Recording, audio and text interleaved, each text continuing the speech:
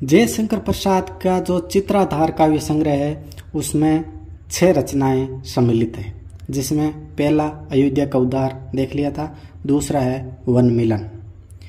तो वन मिलन जो काव्य संग्रह है वो जनवरी 1910 में प्रकाशित हुआ था, यानी 1910 ईस्वी में वन मिलन प्रकाशित हुआ था। लेकिन जयशंकर प्रसाद ने इसे चित्राधार में पुणे 1918 ईस्वी में प्रकाशित किया था, यानी 1910 ईस्वी में वन मिलन प्रकाशित हुआ, लेकिन चित्राधार में सम्मिलित करके इसे 1918 में प्रकाशित किया गया।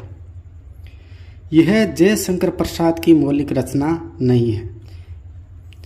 अयोध्या का उद्धार भी जयशंकर प्रसाद की मौलिक रचना नहीं थी, वो कालिदास के रघुवंशम पर आधारित थी, और ये भी जयशंकर प्रसाद की मौलिक रचना नहीं है, क्योंकि यह काव्य रचना कालिदास के अभिज्ञान शाकुंतलम पर आधारित है।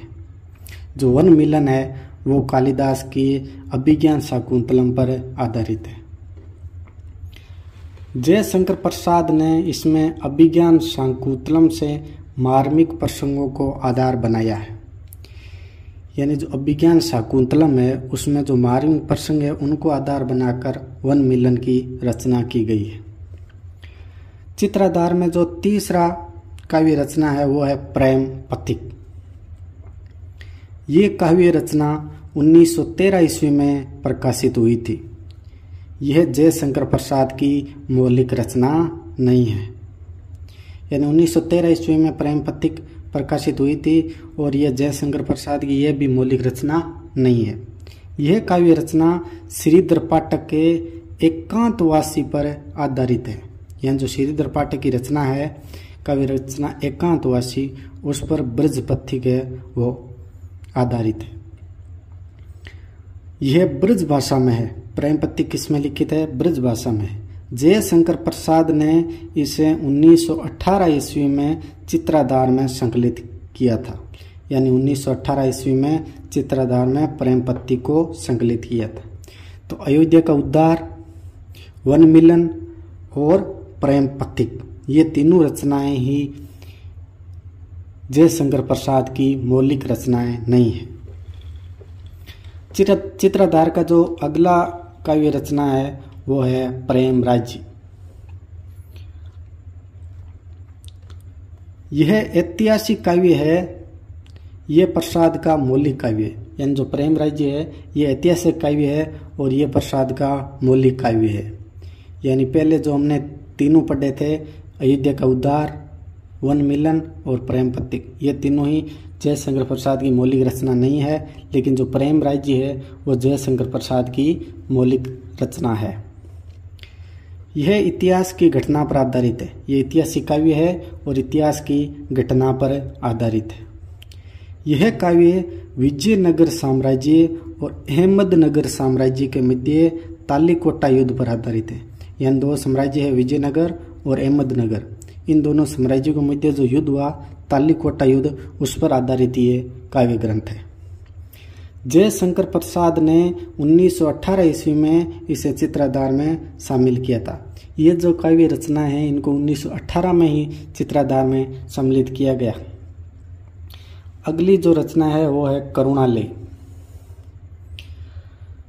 1913 ईस्वी में यह इंदु पत्रिका में प्रकाशित हुआ था। कौन सा काव्य रचना? करुणालय। यह गीति नाट्य के रूप में है। करुणालय है वो गीति नाट्य के रूप में है और ये प्रसाद का मौलिक काव्य है। प्रेम राज्य और करुणालय ये दोनों ही प्रसाद के मौलिक काव्य हैं। करुणालय प्रसाद का गीति नाट्य है, लेकिन जयशंकर प्रसाद है वो इस काव्य को गीति नाट्य नहीं मानते हैं, यानी जयशंकर प्रसाद नहीं मानते हैं कि जो करुणालय है वो गीति नाट्य है। 1918 में जयशंकर प्रसाद ने इसे चित्राधार में संकलित किया था, यानी 5 काव्य रचना या 5 काव्य संग्रह हो गए थे जिन काव्यों को चित्राधार में सम्मिलित किया गया। जो अंतिम काव्य रचना है वो है महाराणा का महत्व।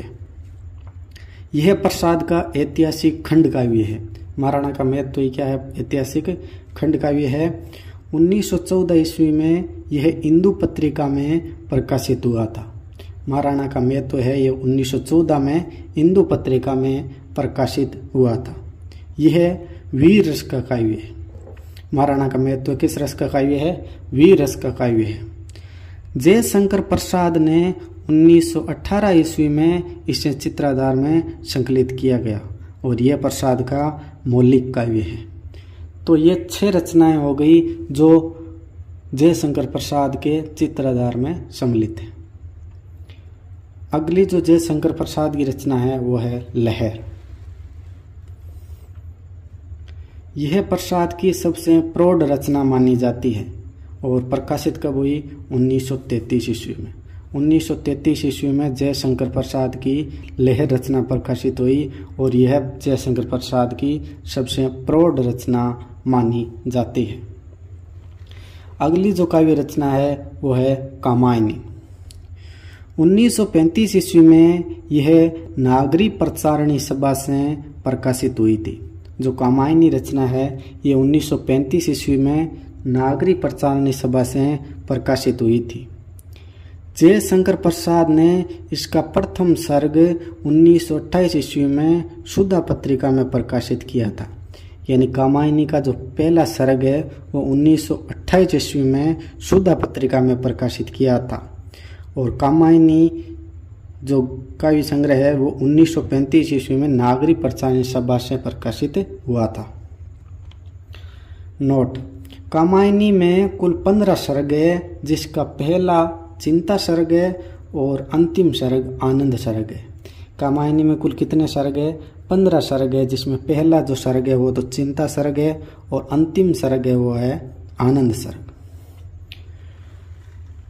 डॉक्टर नगेंद्र ने कामायनी को महाकाव्य की संज्ञा दी है। डॉक्टर नगेंद्र ने जयशंकर प्रसाद की काव्य रचना है कामायनी, उसको महाकाव्य की संज्ञा दी है और जयशंकर प्रसाद को इसे लिखने में 7 वर्ष लगे थे। यानी जयशंकर प्रसाद को कामायनी लिखने में 7 वर्षों का समय लगा था। शांतिप्रिय द्विवेदी ने इसे छायावाद का उपनिषद कहा है और नंद दुलारे वाजपेयी ने इसे छायावाद का गौरव कहा है। यानी कामायनी को छायावाद का उपनिषद तो शांतिप्रिय द्विवेदी ने कहा है और जो छायावाद का गौरव है वो नंद दुलारे वाजपेयी ने कामायनी को कहा है। गजानन माधव मुक्तिबोध ने कामायनी को मार्क्सवाद का पूर्ण नमूना कहा है। यानी मार्क्सवाद का पूर्ण नमूना कामायनी को किसने कहा है? गजानन माधव मुक्तिबोध ने। तो गजानन माधव मुक्तिबोध ने मार्क्सवाद का पूर्ण नमूना कामायनी को कहा है। डॉक्टर भोलानाथ तिवारी ने कामायनी को नायिका प्रधान काव्य कहा है। यानी भोलानाथ तिवारी ने नायिका प्रधान काव्य किसे कहा गया है? कामायनी को कहा है। कामायनी में कुल 15 सर्ग है। अब देखते हैं वो कौन कौन से सर्ग है। तो कामायनी में जो कुल 15 सर्ग है उसमें है चिंता सर्ग, आशा सर्ग, श्रद्धा, काम, वासना, लज्जा, कर्म, ईर्ष्या, ईड़ा, स्वपन, दर्शन, संघर्ष, निर्वेद, रहस्य और आनंद। ये कामायनी में कुल 15 सर्ग है। छायावाद का श्रेष्ठ वीर काव्य आंसू और श्रेष्ठ महाकाव्य कामायनी और श्रेष्ठ कविता निराला की राम की शक्ति पूजा है। यानी जो छायावाद का श्रेष्ठ वीर काव्य है वो तो है आंसू और जो महाकाव्य है वो है कामायनी और जो छायावाद की श्रेष्ठ कविता है वो है निराला की राम की शक्ति पूजा। जयशंकर प्रसाद ने कामायनी के सर्गों का नाम मन के विकारों के आधार पर रखा है। यानी जयशंकर प्रसाद ने जो कामायनी के सर्ग है चिंता, आशा, श्रद्धा, ईड़ा, ये जो सर्गों के नाम है ये मन के विकारों के आधार पर कामायनी के सर्गों का नाम रखा गया है। जयशंकर प्रसाद ने कामायनी के आधार पर ही कहा था कि कामायनी को पढ़ा जाएगा और राम की शक्ति पूजा को पढ़ाया जाएगा। जयशंकर प्रसाद ने कामायनी के आधार पर कहा था कि जो कामायनी है वो कामायनी को तो पढ़ा जाएगा लेकिन सूर्यकांत त्रिपाठी निराला की जो राम की शक्ति पूजा है उसको पढ़ाया जाएगा।